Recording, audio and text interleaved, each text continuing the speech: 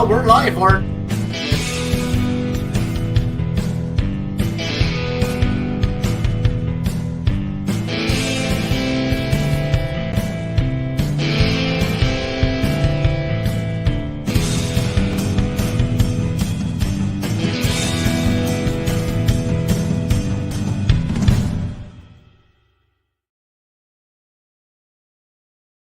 Welcome, everybody, to the show. Joining us is our co-host and fellow traveler, Dan the Dan Noodles Man, the Dr. Haywood Floyd of Wargaming. Dan, how's it going?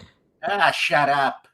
I got some reflux going on, which is problematic, so if I sound like I'm hiccuping, that is what it is. You know how it's going? I'll tell you how it's going. I bought some boxed wine. Oh, my God. I swear to God, I dropped some on my table, and it's starting to fucking remove the goddamn sheen. So I'll tell you, isn't that some kind of felony in Canada, or at least in Quebec, where they take their wine rather seriously? I would assume that you had to buy that on the black market from some Americans or something like that. No, actually, I bought it at a what we call a dépanneur, a kiosk, the store where you go get all kinds of stuff there. It's vending machine wine. It's actually, it is vending machine wine. Okay. I didn't want to go to the liquor commission. Top shelf for Dan. I didn't want to go to the liquor commission because I was thinking of getting. First of all, I wanted a little bottle of Jack Daniels. But you know what? Quebec doesn't sell any American booze. Really? You can't get Jack Daniels? I can't get Jack. That seems bizarre to me that you can't get Jack Daniels. I can't get Jack. I can't get any bourbon.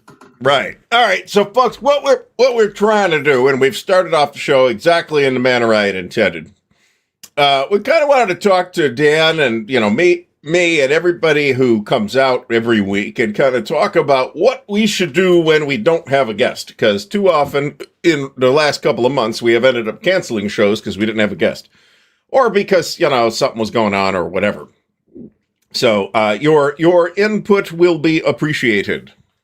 I hate this font that I have just selected. It is bullshit. I'm going to change back to the other font. What kind of font is that? Hold on, I've seen that font before. Yeah, I don't know. That's less aggressive and abrasive. So that's what we figured that we would do. I am a corned beef hash man. Roast beef hash can be good if you make it yourself. If you get it from a can, it's not great. And corned beef hash is also highly variable if you buy the canned corned beef hash. I misunderstood. So, a call-in show. I am not positive what... that's a great idea, Jeff T. That is a good idea. Yeah, I'm not sure how we would handle that from the technical standpoint, but I am willing to wager that it is not impossible. So wow, that's great. I'm sure the trivia stuff takes preparation. That's why we have done less trivia. But I am positive we will do more trivia shows at some point. Hey, you know with what? Prizes this time. Make someone scare you. Go away. Those hiccups will go away. For God's sakes, man. The only person who can startle me like that is my wife, pretty much. I'm ready to be to face aggression at any time, except when I'm at home. And if she's like, I opened the garage door the other day, the man door, and she's like standing right there waiting to come in. I thought I was going to have a heart attack. Scared the shit out of me. Why are you prepared to be aggressive outside of the house? Because you never know when you might be accosted by some bandit or panhandler or something like that. Bloody hell, that's so American. Yes, we are. Exactly. You should go to San Francisco or Seattle. You want to see dystopia. Seriously? So, yeah, pretty much. We're not going to be talking about that, though, folks. All right. In any case, I'll leave it at that. So, a topicless evening where no topic need be prepared, because let's face it, our preparation standards are low already. Now, if we have somebody to talk to, that's a completely different show, right? Right, Dan?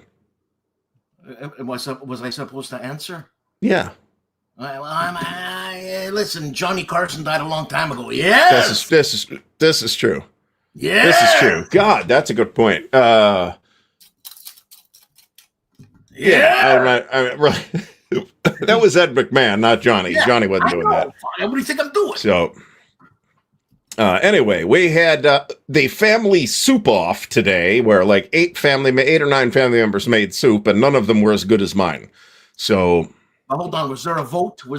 There was a vote, but the way they did is that all the kids got bored and left, so none of them tasted our soup. I made a fennel and kale soup and Italian sausage soup, and my wife made a cheeseburger soup, both of which were amazing. You know what? That's kind of disgusting good.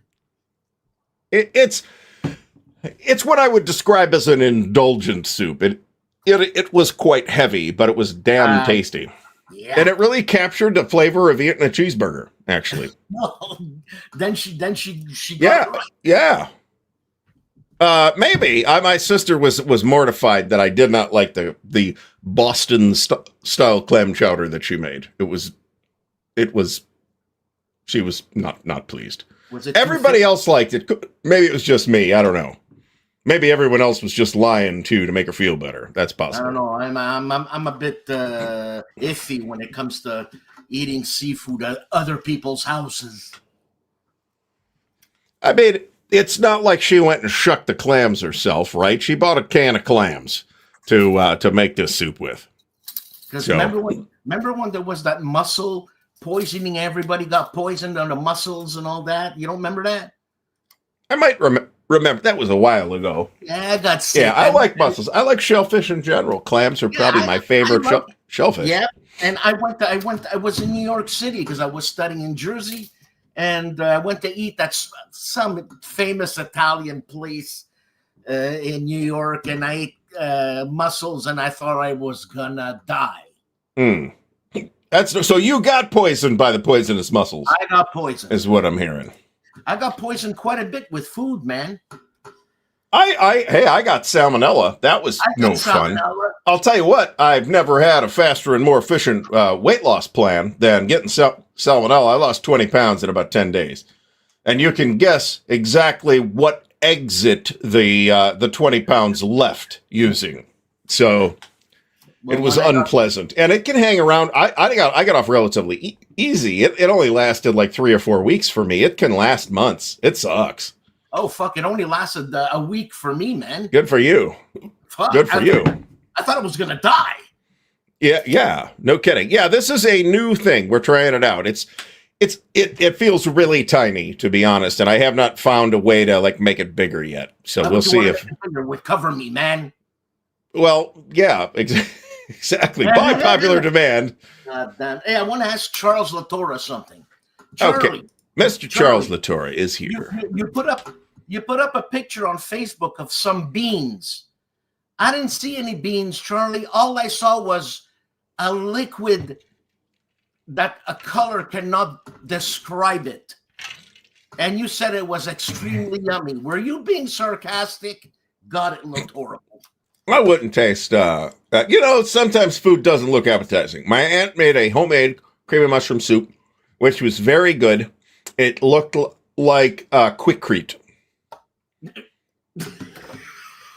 But the soup was good. I voted for the creamy mushroom soup. Actually, Charles Latour's picture, it looked like what's that stuff you take when you got heartburn? Tums? No, that's liquid. Pepto-Bismol?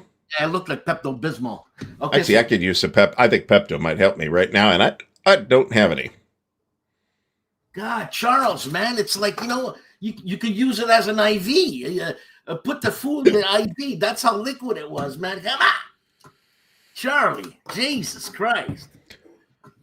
So anyway, I was just thinking, we might maybe mix it up a little more. Because I don't like to have the same people on all the time. I mean, we love it when, David Thompson or Mark Herman come on, or Bill Thomas popped in a couple weeks ago, which was a fabulous surprise appearance. I like when Bill shows up, man. Bill's great. It's hard to schedule and all that stuff. And I'm just looking to mix some things up so we can maybe do shows with a little less stress. Ardy, I think the font. I don't know yet. I'll have to fuck with that later. I think the call-in thing is is fantastic. Fantastic. The Colin thing. Yeah. Like, have people calling into the show like, my God. Oh, yeah. No, I think that's a very good idea. The only reason it's never really been suggested or happened is because I'm not quite sure how to make it happen, via StreamYard. But and now I have a reason to look in. Now I have a reason to look into it. I think that's fantastic. And you know what? We're going to need another line. We're going to have to pay for a line. Maybe. I'm not sure. You can get a free line through Google. Oh, yeah? Now, will that work? I have no idea. So. Perry Spiropoulos. Spiropoulos. Etikanis Perry. Just a moment. We've got an issue. You scared you.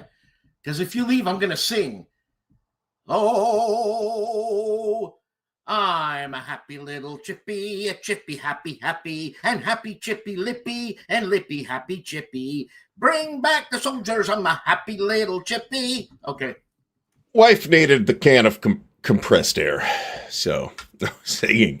I agree. You don't want me to sing. That's been, consistently terrifying for most viewers. So... you're still unpacking games, right? Right. I see some stuff behind you there. Yeah, I've got this shelf of games, and I've got double that shelf there. So I kept the games that not that it meant something to me, but that all my games had a nostalgic flavor.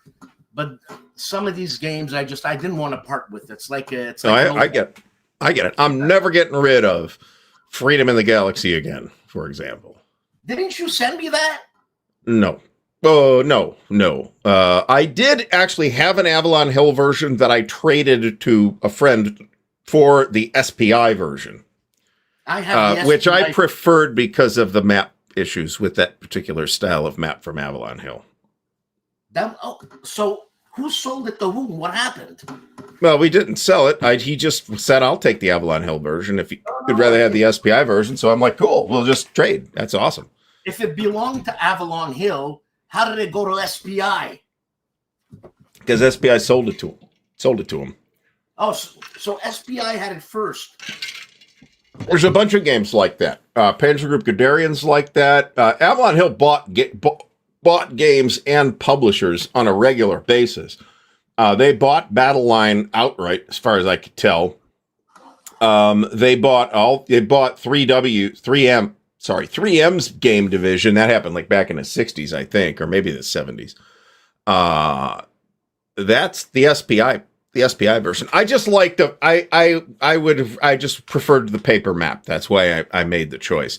Panzer Group Did I say? I mean, Panzer Blitz came out of SPI. Conquistador came out of SPI. There's a bunch of stuff that went from SPI to Avalon Hill. And I don't know if this is really true or not, but it kind of feels like whenever SPI had some cash flow problems, they would call up the Dot Boys and say, hey, we'd got looking at parting ways with a couple of the games that we currently hold the rights to. Interested for some cash? And Avalon Hill said yes on a number of occasions. So, Panzer Army Africa, France 40.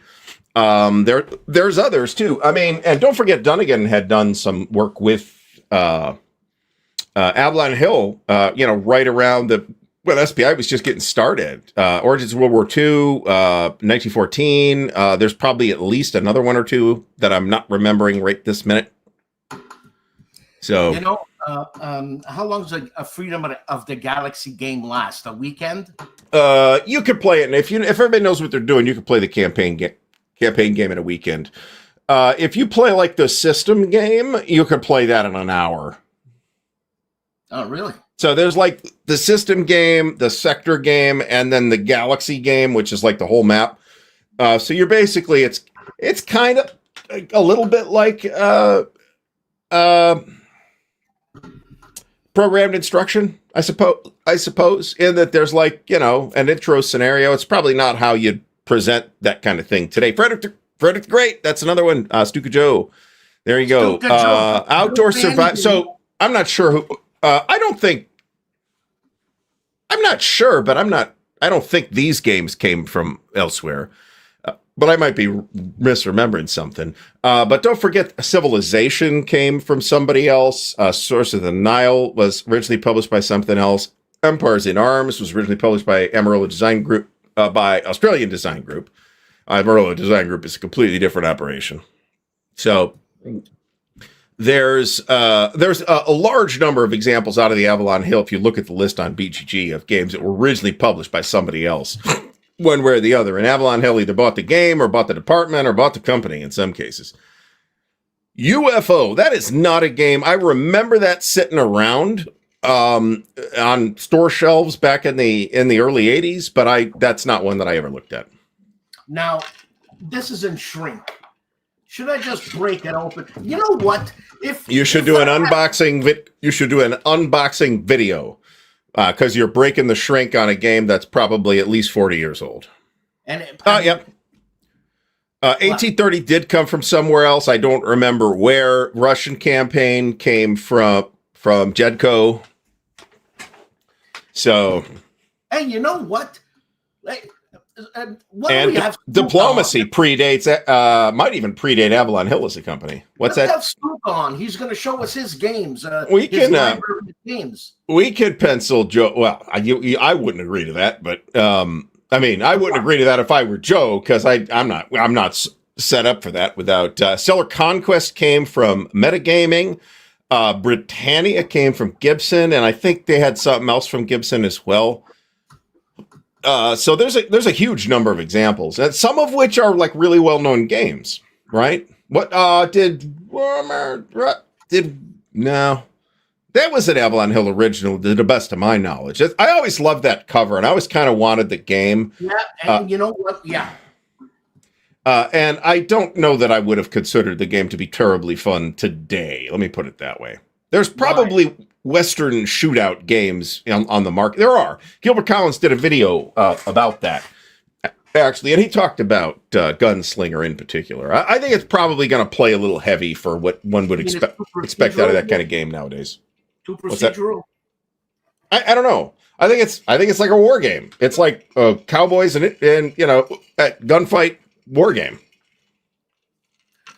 Hey, Joe, do you want to be on? Stuka Joe. Mystic Wood came from Gibson. I'm pretty sure I didn't know that. Little Round Top and I moved them. Bonaparte in Italy both came from OSG. So did there's another one that came from OSG. Panzerkrieg, perhaps, came from and Legend Robin Hood too. Yeah, Joe can't do it. That's okay.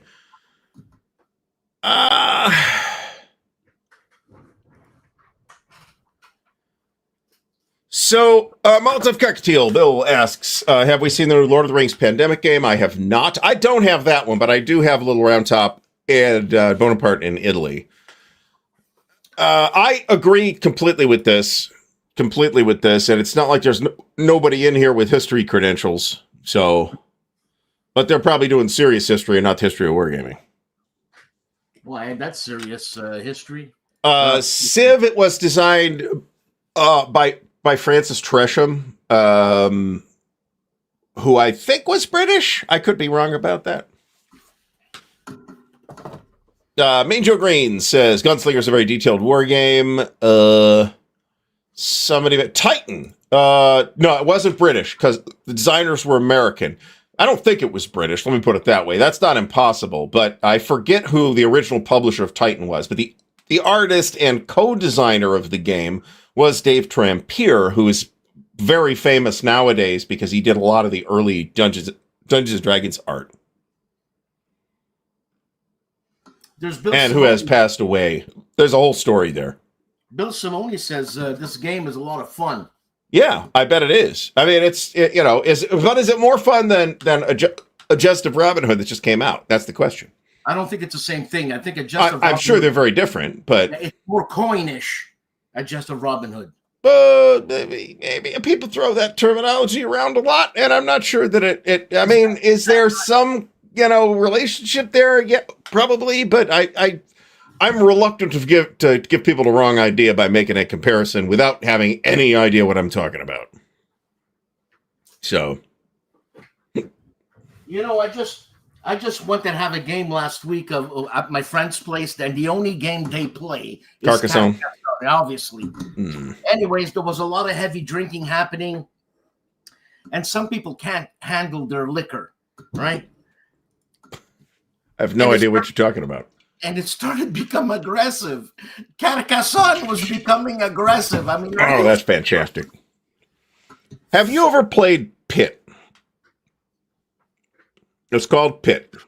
No, it's an old card game, a mass market card game. It's not a hobbyist gamer type of game.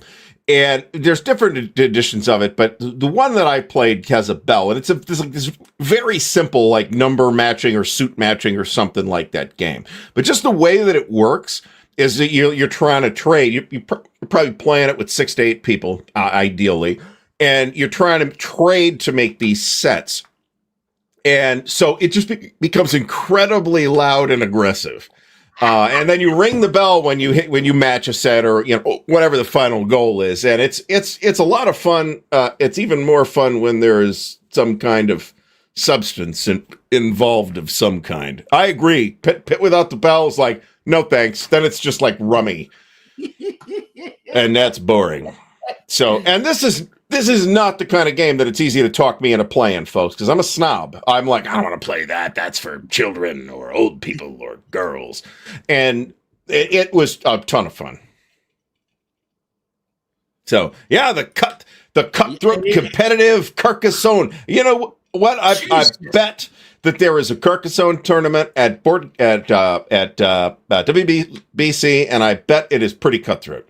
Well, I mean, these guys, they play cutthroat right away.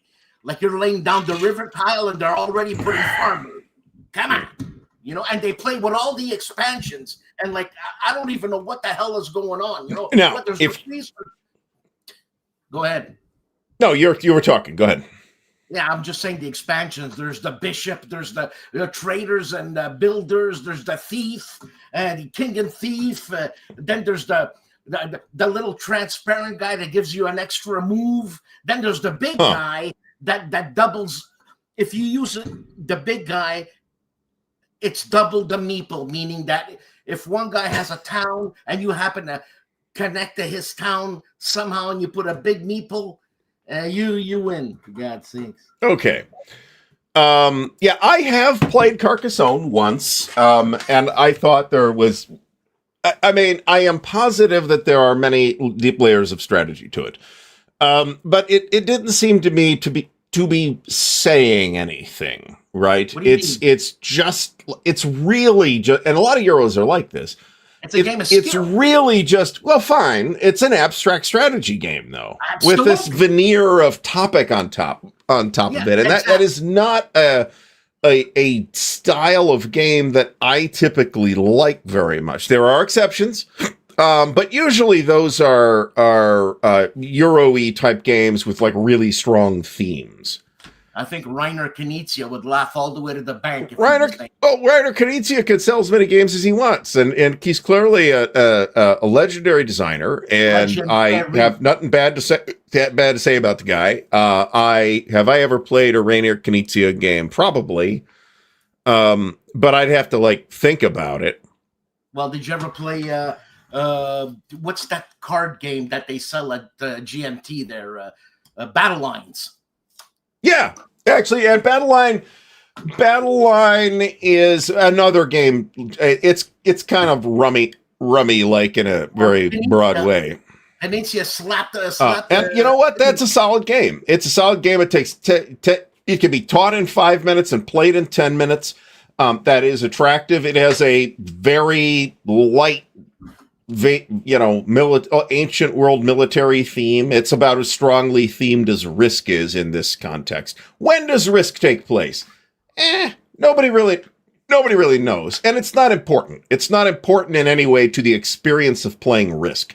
and the historical theme and battle line is not in any way important to the experience of playing battle line. On the other hand, I can look at a game like really any of the heavy Euros that I like let's take the Lords of Waterdeep, which is probably the most Euro-y thing I have, which is a straight Euro, right? But I like playing it because I feel like it's strongly themed. It's set in Waterdeep, and it's in the Forgotten Realms, and you got all the famous characters from the Forgotten Realms and Waterdeep pop up at some various point, and I thought it was a ton of fun, and I to the point where I bought it. So, and another good thing about Lords of Waterdeep is there are, I believe, 2 expansions, and even if you play with both of them, it does not feel to me like it clutters the game up. What's a Phil Eklund game, Ardy? Phil Eklund is a designer probably best known to this crowd for High Frontier, I would imagine. But he's done a bunch of other stuff, too. High Frontier, that's a space game, no? Yeah. It's a quite detailed space. Detailed is maybe not it's a very simulative space game. Let me put it that way. The one I've played is the one before the new High Frontier for All, the last one before that, which is, I think, a little crunchier, I think. Oh, nice. I actually would really kind of like to have a copy of Dragon Pass, and I wouldn't mind having a copy of Elric. But they both, good call. They both were originally published by Chaosium, and were acquired right around the same time that their deal with Avalon Hill for RuneQuest occurred, because I think both of the Avalon Hill versions of these war games, both fantasy war games, I think both of these were released after they started at least working on RuneQuest. So I actually have Dune Imperium 2, and I have there's like a new edition of it that's supposed to be easier to play, which I have not investigated at all. Excellent. You gave me the idea for the stamp, by the way. I should say Carl gave me the idea for the stamp. What stamp? Stamp? Oh, you haven't seen the stamp? Hold on a second. Let me find something. You don't talk to me. I email you. You don't talk to me. I have showed you the stamp more than once.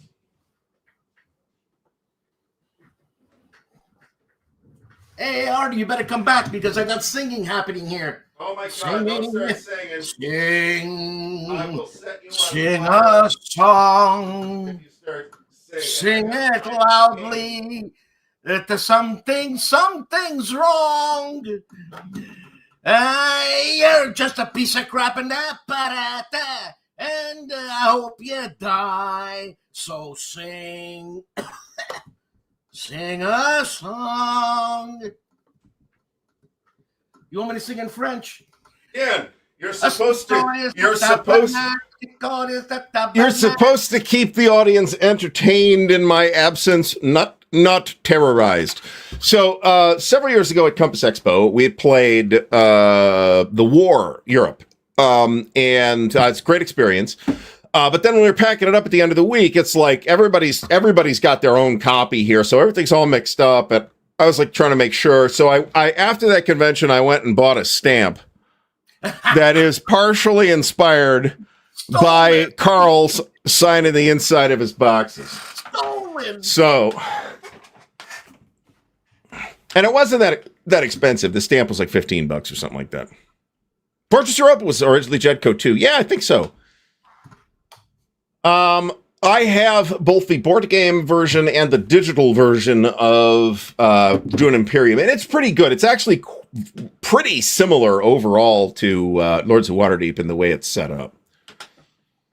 But it's like, I'm into the theme, so, and it's sufficiently rich for me to, feel like the game mechanics are working inside that theme, as opposed to the theme as something that has been layered on top and is irrelevant to the game's mechanics.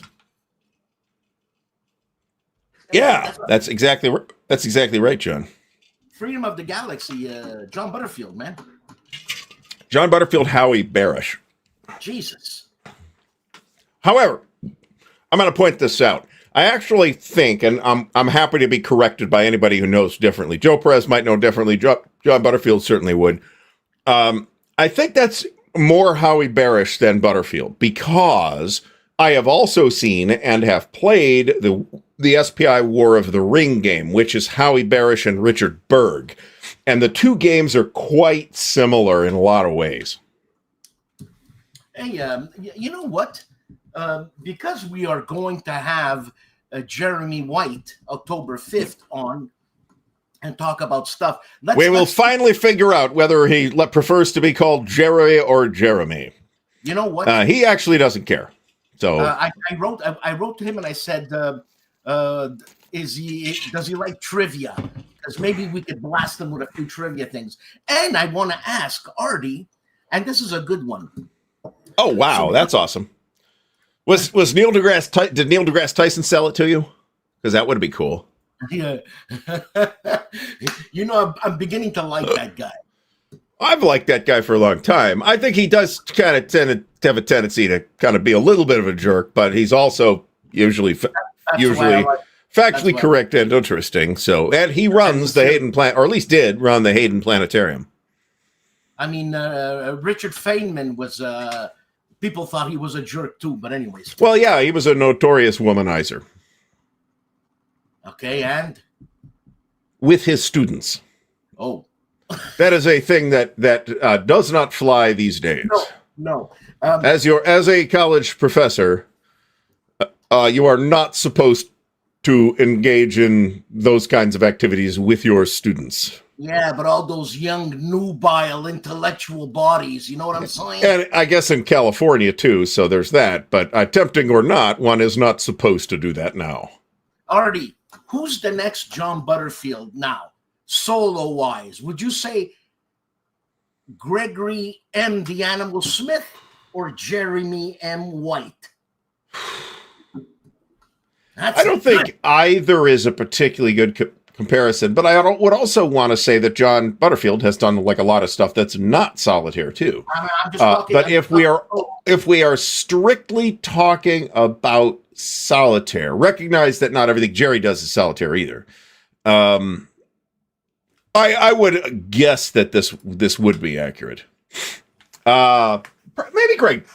I could sort of see that. There's a certain eye for detail that I think I see that Butterfield has that I think I can see in Greg's games too. Although Greg is kind of operating inside Greg's space, right?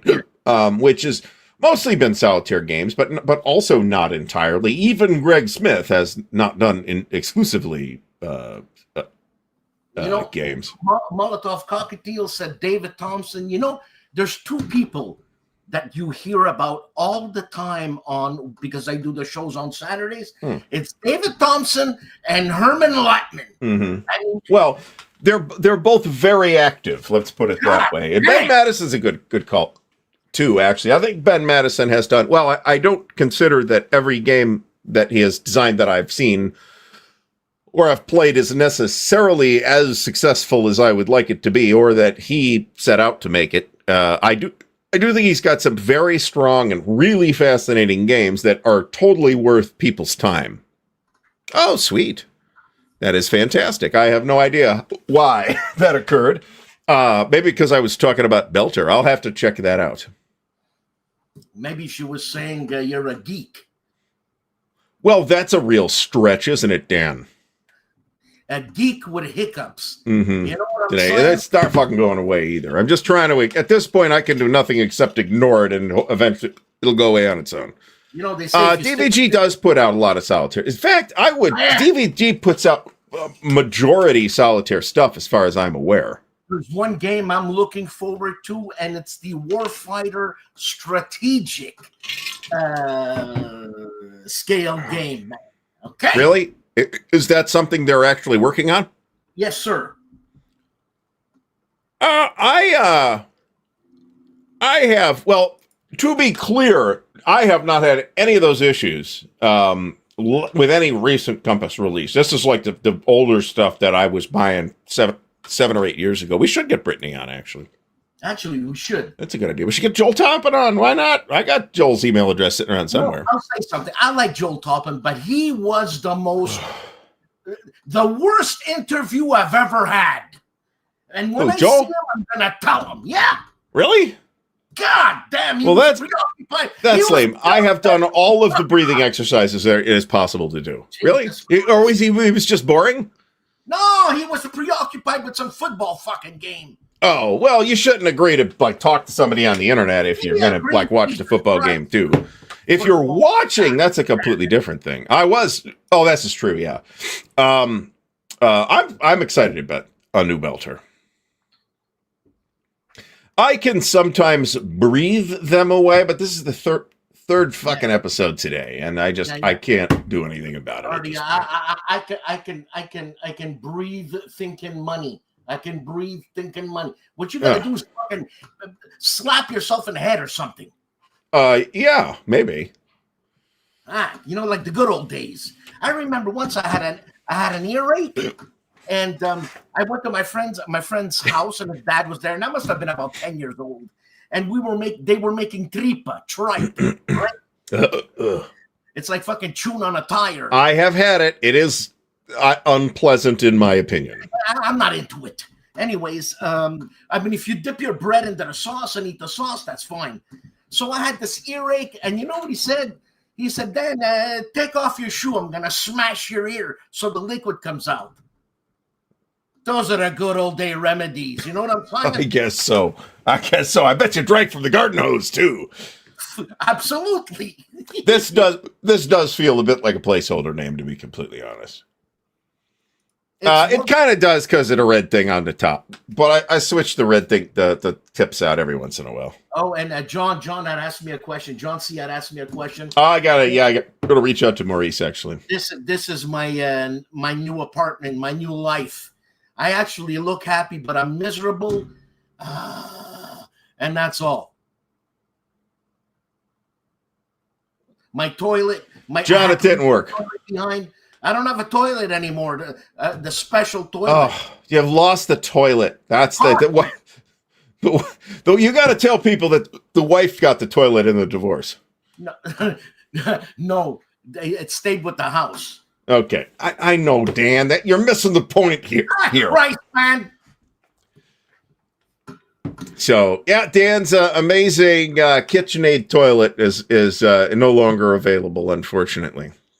Not KitchenAid, Vitamix. Vitamix. Yes, you are absolutely right. So it's just a regular. Now, Dan, your toilet, it misses you too. It misses the warmth of your buttocks on its cold seat. Yes, and my buttocks are warm. I bet they are. Yeah, that's disgusting. I'm trying to drink as much water as possible here. A King Tiger toilet, that'd be something else, wouldn't it? Oh, man. It's always Stuka Joe's. This guy's my mentor. Well, Joe's got a lot of good ideas. What can I say? Man. He's like the wise old uncle of Wargaming on YouTube at this point. So I am positive that it will, in fact, be mentioned, not necessarily less frequently now. So... Yeah, John, where you been, man? John was traveling, I believe. So I lost everything, John. My dog, my house. He kept the games, though. Well, I fucking gave away a lot of games, man. And you did. You sold some, but you sold a lot for peanuts. So what do you want me to do? But man? If they gotta go, they gotta go. You gotta do what you gotta do. So I get it. So now I'm paying rent. I used to pay $500 a month of mortgage, and now I pay $1,400 a month of rent. You figure it out. Yep, I am aware. So anyway, we are doing Origins together next year, right, Dan? Right, Dan? Did Dan lock up again? No, it is possible. Yes. I want to do Origins. Okay. But the thing is, I want to get ready for it. I don't want to get sick. I know I'm going to get sick. I hate all those people. I'm going to be grumpy, and my sinuses are going to fill up with mucus. I'm going to be pulling a farmer everywhere. You know what I mean? You still want me there? Yeah. We got a plan. It's a secret plan, so I can't tell anybody what the plan is. But Dan and I are doing Origins together next year. It's going to be amazing. We can even split the room, so we can take care of that too. Oh, I already have a roommate. We'll figure it out. It'll be fine. I'll put you up with Fucko if I have to. I don't want to smell no one's farts and everything. He's a guy. Oh man, he's not really a farter, to be honest. There's been many personality flaws, but that's not one of them. I'm more of a farter than he is. So, hell, I farted on the air before. It was embarrassing. What's wrong with talking about my toilet? We're talking about farts. For God's sakes. That's right, folks. You know what you were paying for when you signed up for this show. So what can I say?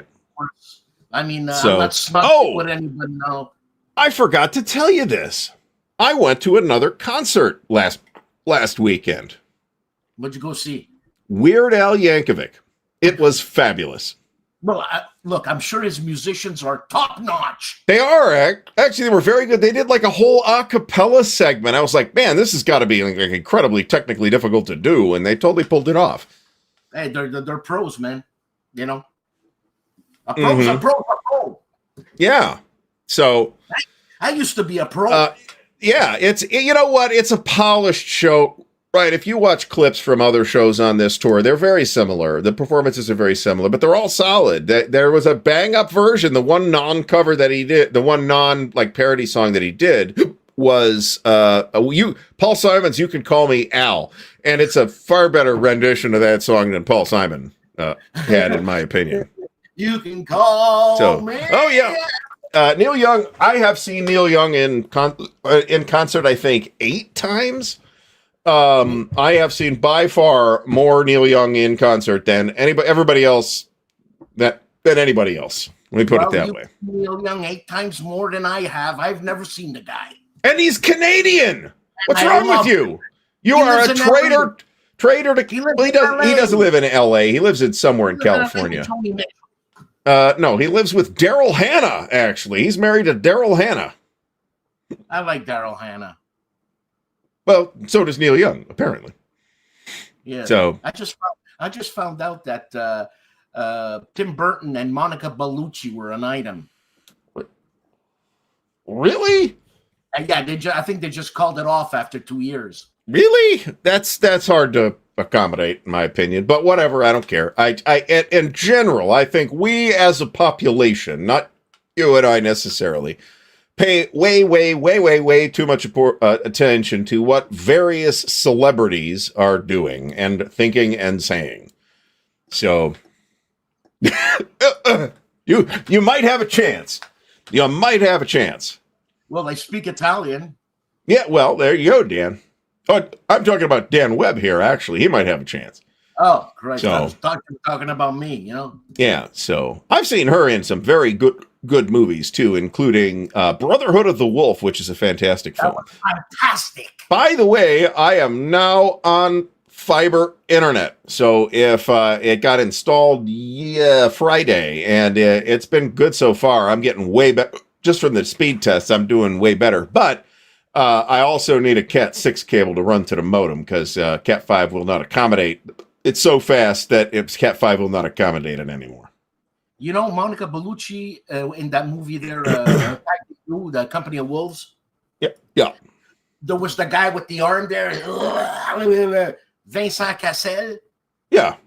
Or Vincent Castles, as you guys would say. I would say Vincent Castle because that was her husband. In the movie. No, in real life. Oh, they've done a couple of movies together, as I recall. Yeah. So these were not that great. If you have a chance to see Shaitan, it's a French production from France with Vincent Cassel acting as a Leatherface type of guy. Really, really creepy. Okay. His acting is fantastic. I love the guy. I'm not the world's biggest fan of horror as a genre, to be honest. Yeah, I believe this is that Monica Bellucci. I think. You know, she is stunningly gorgeous. Sure. I am aware. Yeah, she's almost exactly my age. I believe that she is doing better physically than I am at this point in terms of maintaining her physical condition in good form. I think you get her doctor and you'll look good too.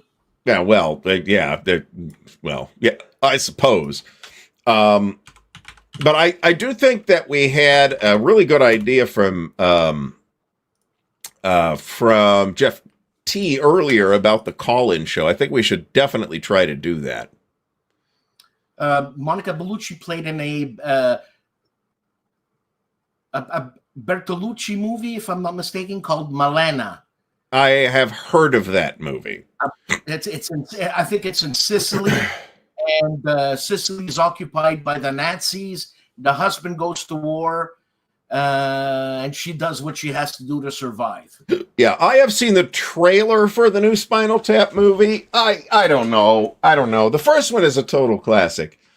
But I don't know if they can capture that magic again. We'll see. I will probably seen it.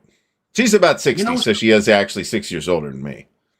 Susanna Hoffs, she is beautiful, gorgeous. Sure. For those who don't remember, that was the lead singer from the Bangles back in the day. She's gorgeous, man. This was not a question that I would have known to ask my Sicilian grandfather, actually. By the time they got over here, my Sicilian grandfather was not got off the boat. His father got off the boat. So by that point, we never said anything around the family that distinguished between different kinds of Italians. Let's put it that way. Oh, so Danny Seckery there, my nemesis, he says it right. And also, William, Dankeschön. And by the way, the Greeks gave Italy Sicily, or they gave Sicily. So, that's not exactly how it worked, but yeah, the Greeks that was a Greek colony. There's a whole game or a whole expansion for Great Battles of Alexander on that, actually.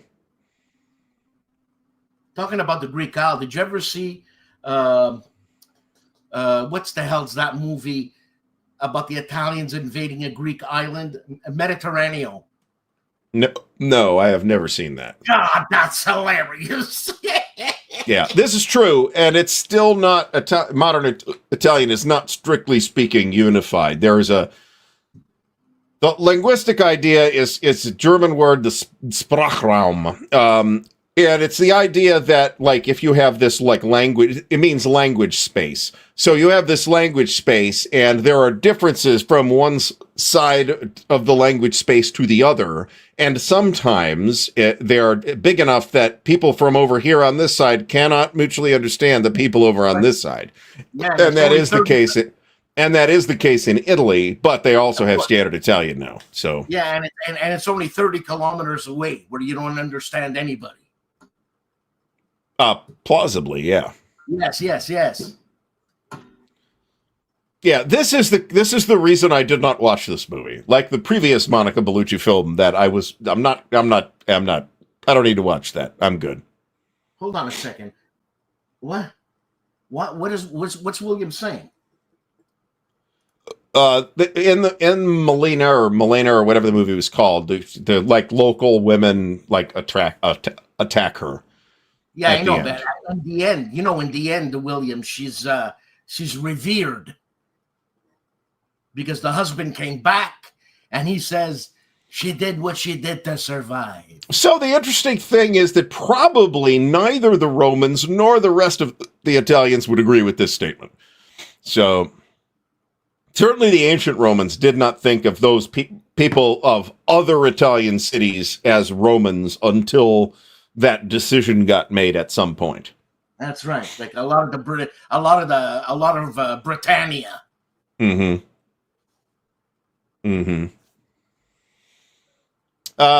Obviously. I do, as an Italian, I am very picky about restaurant Italian food, and I have no really big objection to Olive Garden, to be honest. I'm not talking about the Etruscans, so that's a factor too, depending on how early we want to talk about it. I'm talking about the Latins that the Romans referred to in their writings, and these are Latin speakers, but they're not Romans because they're not from Rome, right? Well, that's what we're gonna do when we don't have a guest was supposed to get hashed out, and we've talked about a great deal, including Monica Bellucci's beauty and Dan's toilet. So, Susanna Hoff. I agree with this, and the peppers that they put in the salad, which are fantastic, and you only ever get like 3 of them. That makes me mad because I could eat a whole bowl of those things. Look, the only way you can really, like he says, Mike is saying olives. I'm saying olive oil. The only way you can really taste what virgin pressed, cold press, all kinds of pressed and virgins is if your uncle in Italy has an olive garden and he's pressing it there, and you take a spoonful of that olive oil, you will not believe it. It will become a moment in your life. I bet it is. I like the California Olive Ranch olive oil. It's just, I can get it at any grocery store, and it's decent olive oil, and it's not horrifically expensive. So that's what I buy. How much is a liter of olive oil? A liter? I never buy it by the liter because it doesn't. Liter bottle don't fit my cabinet. I usually buy this, like, maybe it's a 20-ounce bottle, something like that, and it's about $8-9, something like, maybe 10, something like that. 20-ounce bottle of oil. I use olive oil for a lot of stuff. That 20 ounces, what the hell you can do with that? That's one salad. No, I mean, maybe I don't use it that much, but... Come on. I wash with it. I don't know. There's a enormous differentiation in dialect. I mean, they all call it English. In some places in the UK, in the island of Great Britain, they don't call it English. They call it something else. But Scouse, for example, is often called that, at least. But they're all supposedly English, but yeah, I sometimes have trouble understanding them. Americans, actually, unless you had a certain amount of exposure, Americans might actually have a little less trouble than some native Englanders, because they, are kind of used to this spectrum of British accents that you see nowadays and have for the last several decades. This is why I cannot do a British accent, because there isn't one British accent. There's a million of them. And I go all over the place. So often into Australian. This sounds good. Any olive oil we buy, I'm sure it's tainted. All right, Dan, I got to grab something. I will be right back. You got to grab something? Hey, grab this! Do not sing. Entertain the audience. You must cavort to entertain the audience. I'll be right back. Okay, audience. Let me show you the models I have. Since I'm into model... but I think Charles Latour already has seen this. I've got this one here.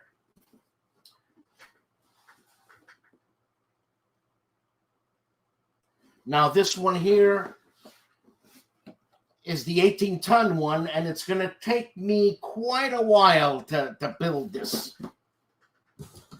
But look at this, man.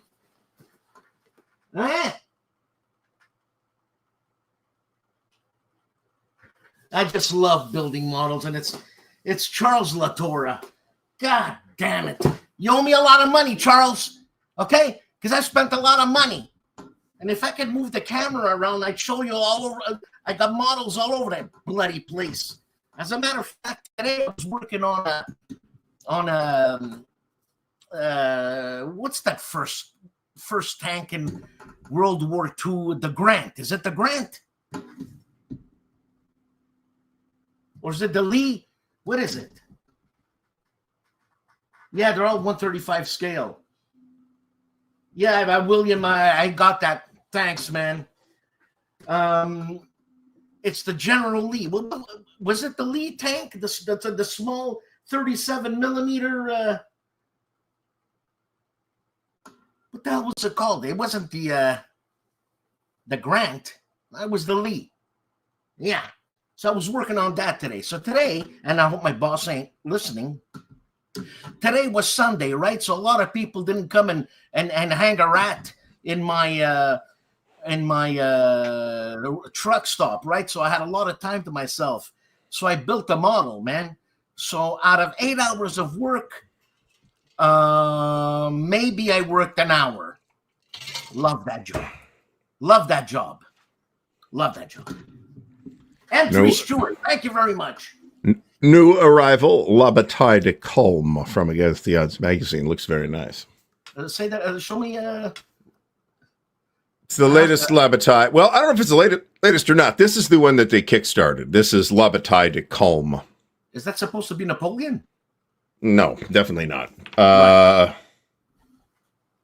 don't know who that is, to be completely honest, off the top of my head. But magazine looks nice. It looks like Ney or Ney. It is not Ney. Mouret. I don't think so. I don't think it's any of the super famous guys. It could be Brune or somebody like that, you know. You know about your new Fibe thing? Mm-hmm. It sucks. You're hitching a lot. I can't tell. The only way I can tell, folks, is what is the viewer experience here? Am I hitching? Is Dan hitching? Is the whole stream slow? What's going on? Tell us what's happening here. This is actually the first stream I have done on the fiber. So that's what she said. This is incredibly annoying. What, your hiccup? You've been hiccuping for an hour. I swear to God, if I had a baseball bat. Yeah. I've noticed some more hitches on Dan's side. Van Damme, yeah, that actually sounds right. But I'm not sure. So the problem's on your side. I assure you, Dan, I am in fact paying for the internet. 2 gigabit internet. Thanks, Peregrine. Yes, it looks good. And I'm actually cozy here, but it's the existential, metaphysical things I have in my mind that disturb me. I could see better like this. That's because you're forcing your eyes open. Yeah, it's just great. I can see better, man. So, yeah. I'll do this from now on. Have you ever gotten in on a game Kickstarter of any kind, Dan, or some kind of crowdfunding campaign? Yes, I'm waiting for one right now, and it's a Ace of Aces, the book thingy. Okay. And I'm trying to get in touch with the guy to say, hey, I've changed your Oh dress. yeah. You'll have to do that.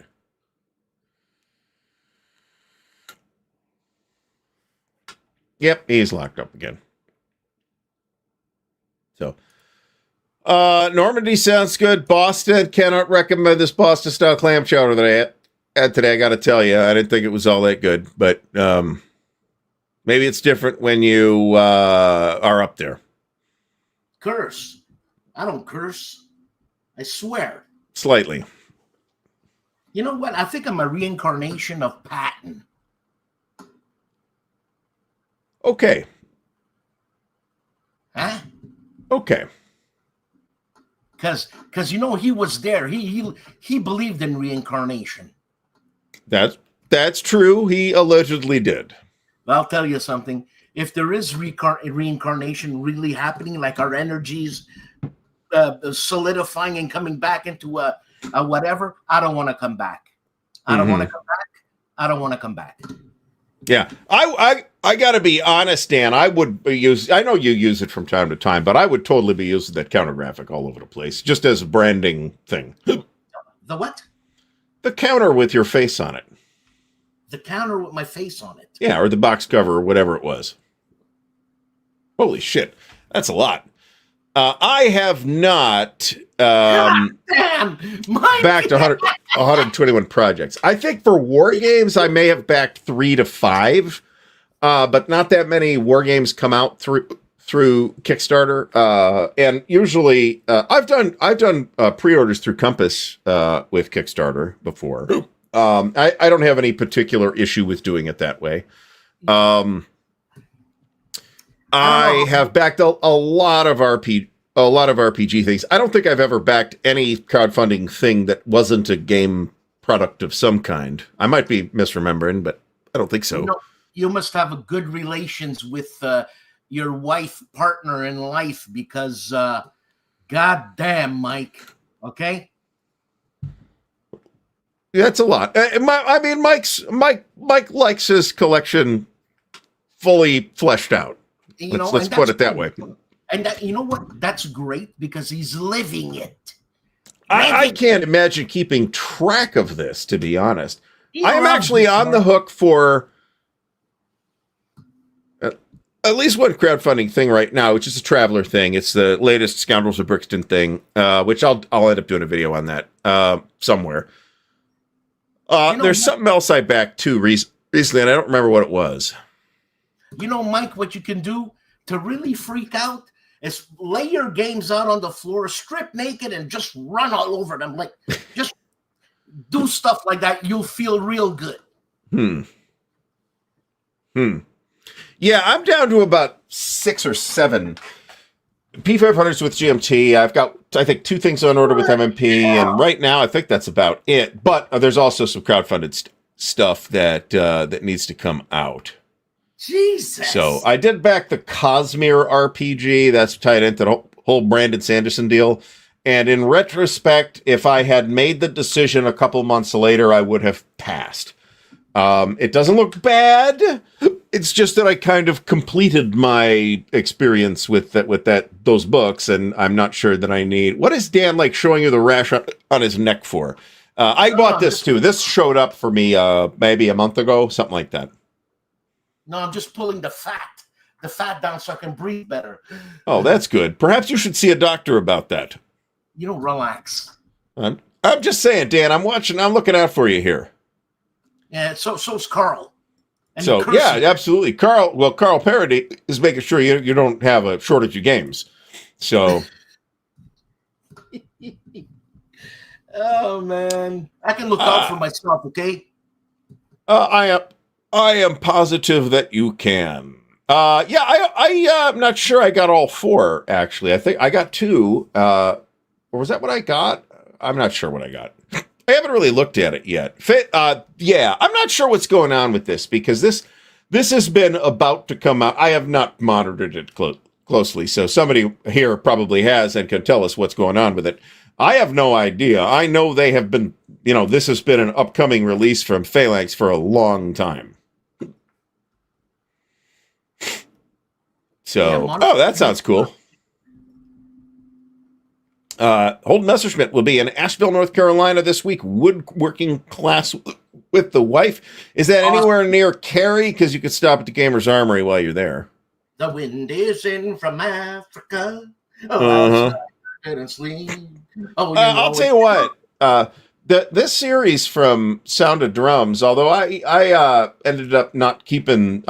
I ended up selling or giving away or whatever it was that I did, the first one, which did have some counter issues. But I think the series still has a lot of potential, and I'm going to keep an eye on it. They have an aggressive plan for continuing this series with other battles. All right, so apparently not near Cary.